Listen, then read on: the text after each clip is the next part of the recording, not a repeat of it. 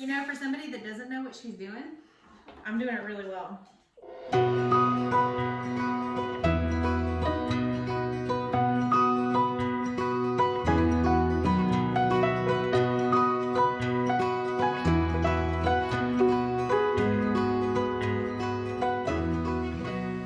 I don't know if I like growing pumpkins or painting them more. It's a toss-up, but now that pumpkin season is over, they're grown, they're inside, they are begging to be decorated. So before Christine was the farmer, Christine was always the crafter. I was always doodling on my papers in school, and now I get to show you some of my favorite pumpkin-related crafts. Carving pumpkins is so much fun, but it can kind of be a chore for moms and dads. And what if you've got a birthday party at this time of year and it's just a little bit too much to get the knives out with the little kids? Don't worry, I've got 7 pumpkin related crafts that can be fine-tuned for little fingers, for medium-sized kids, for big kids like us. The sky is the limit with these 7 crafts. So without further ado, let's get painting. The first craft we're gonna do today is watercolor a pumpkin. What I have with me is a watercolor palette. I've got some watercolor paper, but I've got a little bit of a twist for little fingers. Now, children and adults tend to have a different motivation when it comes to painting, depending on the child and depending on the adult. Children love to paint for the process. And I would dare say a few adults, like me, also love to paint for the process. And that simply means that it's easy to not care about the outcome of the painting because putting paint on paper is just such a joyful thing that we don't really care what the outcome looks like. Now, in this situation, you're gonna get a lot of kids that love to mix every color. They don't care that it all turned brown. The process of it was so satisfying for them that that's all the joy that they needed. But there are some kids that definitely want a good looking project when they're done with it. And so to combat that just a little bit, we're gonna let them paint for the process, but also make sure it doesn't turn into a blob. So for the children's version of this watercolor craft, we are gonna take some white glue and we're gonna add black paint to it. And what we're gonna do with this glue is we are going to trace an outline of a pumpkin on a canvas. On the very first blob, I missed. That's okay. I've got 2 wooden skewers here. Now my glue is completely mixed. It is black. Let me unwrap these canvases. I love this chunky block of a canvas. How fun is that? Now, painting your pumpkin, don't overthink it. You're gonna start with an oval in the middle, and then you're gonna add a lump on both sides. Symmetry is kind of the name of the game, but pumpkins can be so irregular that if you make it not completely symmetrical, it's okay.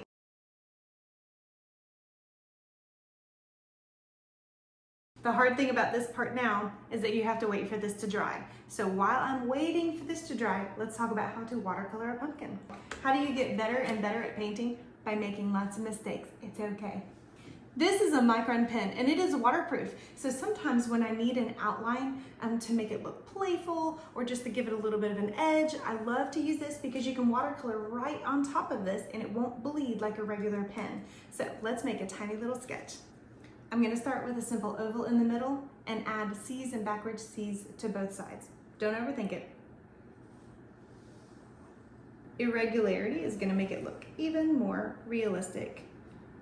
And I think I'm good with that. I'm gonna add a little bit of depth back here and then add my stem. I like a gnarly looking stem that's been twisted. And now I have my basic outline and it's time to prepare my palette. I love little palettes like these. If you're into really fancy watercolors, that's really fun. But these are iridescent. They look like they have some glitter in here from my children. A basic element of watercolor is that you can always go darker, but you can't always go lighter unless you're adding some gouache or acrylic. So I'm gonna plan ahead and I'm gonna leave some spaces that are white for the reflection and the shiny parts of my pumpkin. I'm using a round brush. I think this is a size 14 round brush. Round brushes are the most versatile. Now, if you're doing this with children, I would not offer them all of these colors here because they want to use all of them. Instead, what I have primary colors that I ordered from Blick. This is just a very, very, very concentrated watercolor. and it's very cheap. So if you do classes like I used to do, then buying it in bulk and having all these colors is amazing, so that you can get a little round watercolor palette and just put yellow and red in there, and they're just so amazed when they make their own secondary colors. Making orange is just so much fun. So here's an option. If you only give them a few colors so that they that's all they have, then that takes away the possibility of them turning it into a brown mushed up painting. If you have a hard time waiting for your painting to dry, you can use a blow dryer on it. Now, as you can imagine, if you give this to kids, they can do whatever they want, any colors, and you're still going to have a pumpkin shape. So you can let them just go to town. They can enjoy doing whatever they want. Or for your older kids that are a little bit more reserved and have an idea that they do want it to be pumpkin colors, all you have to do is simply go in here with your colors, and you can stay inside the lines, but you don't have to.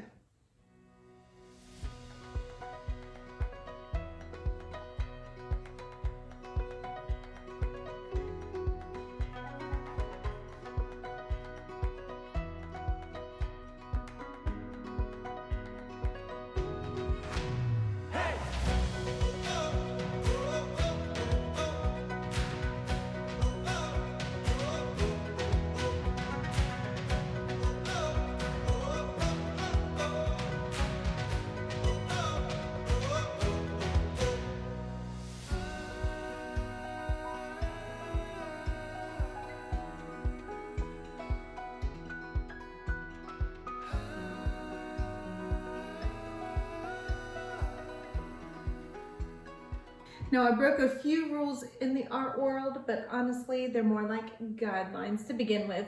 Watercolor on canvas is a little bit unconventional, so feel free to use paper or feel free to use acrylic when it comes to your canvases. Either one is fun. The idea is not to create a masterpiece, but to create memories when you are painting with your children. So that is what I did. Of all the crafts that I prepared today, I am most excited about these. These are going to be stained glass pumpkins, and we're going to achieve that stained glass look using tissue paper and Mod Podge. This tissue paper is so bougie, y'all. Look at it. I've got this kind, but I've also got these. Now, I imagine with little kids, they probably want some fun colors, polka dot patterns, but for me, since I'm going to be displaying these, I want them to look like they belong in Christine's house, and so I went with the fancy tissue paper. Look how pretty.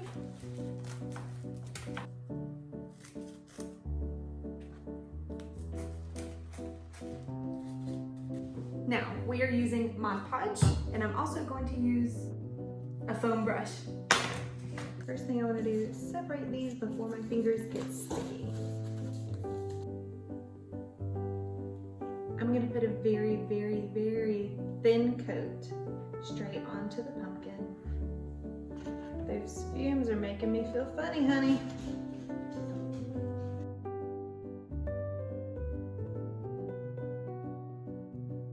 There. I love this craft for really little kids.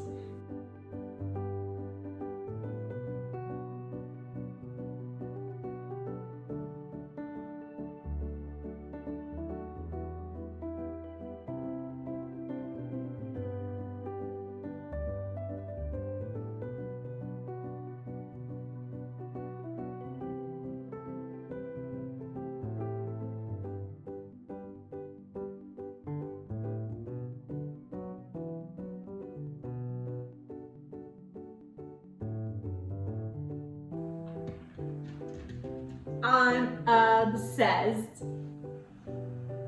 Let it dry. Next up is a really fun craft that has so many possibilities because we are just going to simply make a yarn wrapped pumpkin. Now, I can see this craft working well for any number of age ranges, but I have the little ones in mind for this. There is very little mess and very little frustration. However, so many possibilities. I have this rainbow colored yarn here, although I think it would be so neat to have these in blues and whites. You could turn this into like such a chic looking project. But I'm not looking for chic right now, I'm looking for fun.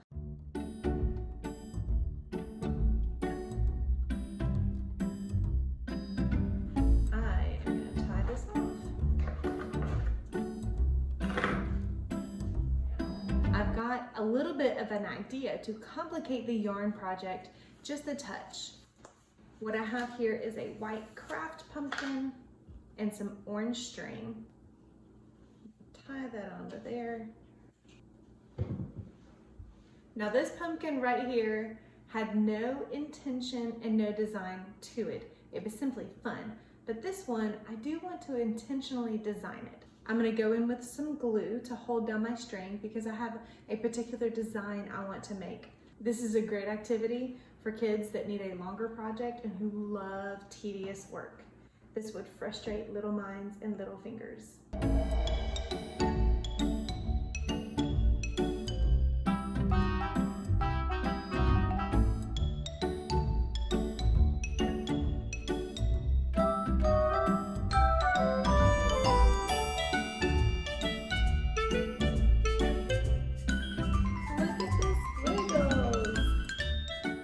Would be a great time to add some glitter. I've got so much glue on this thing, but I think less is more in this case.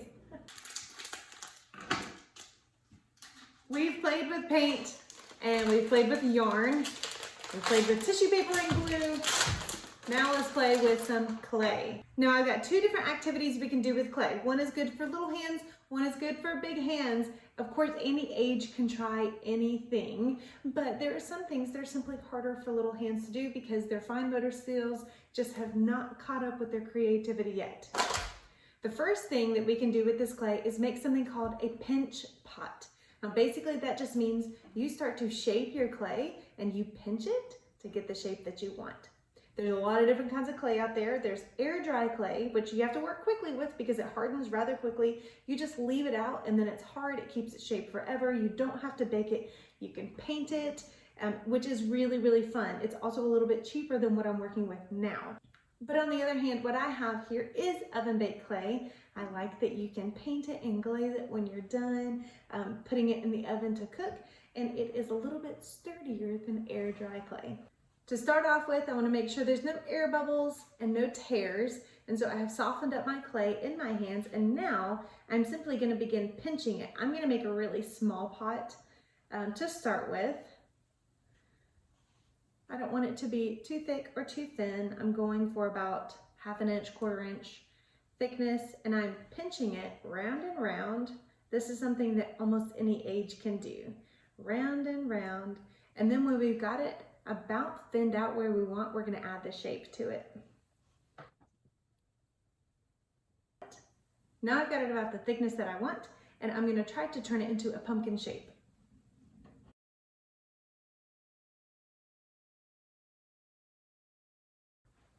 My fingernails are not very long, but they're long enough to leave all these little indentations in the clay. It's pretty annoying.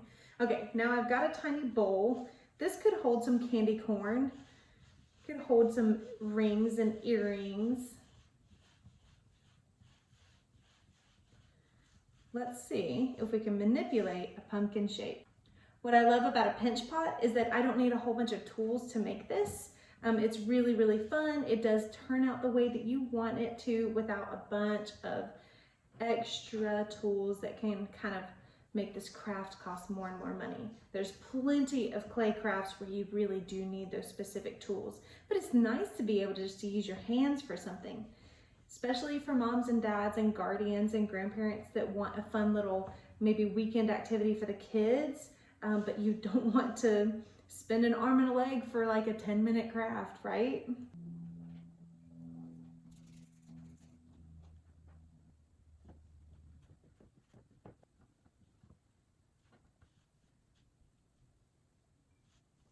The joy of working with clay is that it is so forgiving. On paint and paper, once you mess up, it's kind of really hard to start all over again. But with clay, especially with Sculpey, you can just mush it all together and try again. Now I do have a pair of scissors. I'm gonna add some texture in my stem. 275 degrees Fahrenheit for 15 minutes per 1/4 inch of thickness. Don't use the microwave. Another really cute little activity for your clay lovers is to make a little pumpkin patch out of clay. I love how simple they are and how easy they are. I'm going to make several balls. Work that clay. There are some clay, I mean, you really gotta get your workout in for the day to get all those air bubbles out and to get it soft and malleable. The good thing about the Sculpey clay is it stays wet until you bake it. So even if you leave it out and expose it to the air, it'll stay soft. Now, I have my rough shapes right here. All I have to do now is add the indentations to them, which is so simple to do, and then add a stem. After we bake it, we can paint it.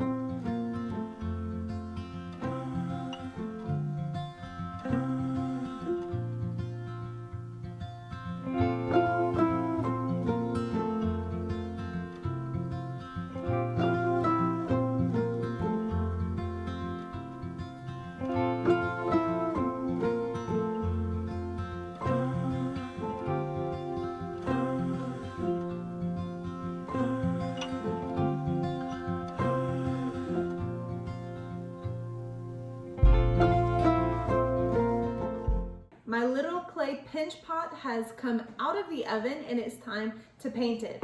I've just got some simple acrylic paint here. I've got orange and I've got green for the stem.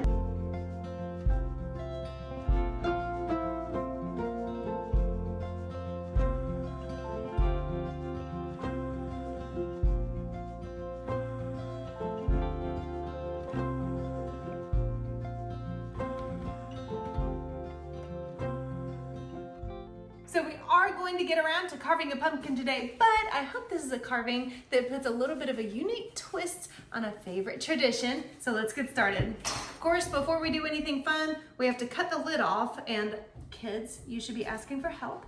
We are gonna put our knife in at kind of an angle. That way, when we take the cap off, it sits without falling all the way through. Yeah. You guys want your own pumpkin to scoop? Yeah. You can have this one. Yeah, you can have that one. All right, excuse me. Can I? Okay, I'm gonna do that part. There's a knife. Holy. Watch your belly. Hey, Coming through with a knife. Use these. They're really sharp. All right, I'm trusting you. I know one time I tried to open it with a watermelon. It worked. Oh. This works so much better. I know. That's what I'm saying. It's a pumpkin scooper. Wow. Oh, that's super duper weird looking. Oh, yummy. Looks like an orange watermelon. I just said, oh, yummy.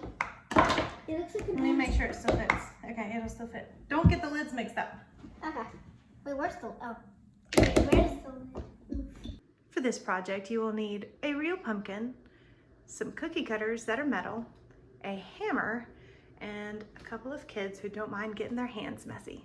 This is so much fun. We're simply going to use metal cookie cutters. They were like $1.50 for a 3-pack from Hobby Lobby. And we are going to use the hammer to smash these in here and cut out the perfect star shape. I have tried to cut out stars before on a pumpkin and it's not easy. So, hope you're wearing clothes that you don't mind getting dirty. Did it work? Yeah.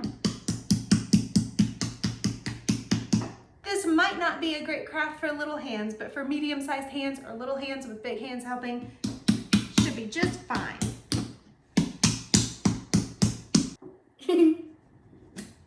A little bit of tenacity goes a long way. I'll use this handy dandy carver and just go the rest of the way to help poke the rest of it. You know what?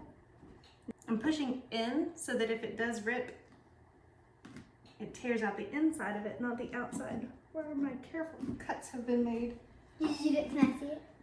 Oh yes, it's like you have it.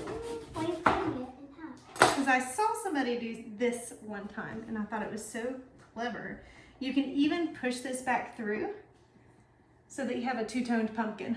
Can I see it? We are not going to do that today. We're going to leave these out so that when we have the candle inside, it lights it up like a little star night light. So I've got a million more of these to make. Careful, SpongeBob. Careful. Careful, SpongeBob. Now to wait till nighttime. For this project, you're gonna need a real pumpkin, 2 pumpkin eaters, and a power tool. What I'm going to do is I'm going to drill in a constellation. Now listen, Neil deGrasse Tyson, if you're watching this, it's not gonna be a real constellation. I'm gonna make one up. This is from a universe that's in my mind, which is just as important as the real thing. So if you see this, which I don't know why that you would, but don't be disappointed in me. Okay, you guys ready? Yeah. You know, for somebody that doesn't know what she's doing, I'm doing it really well.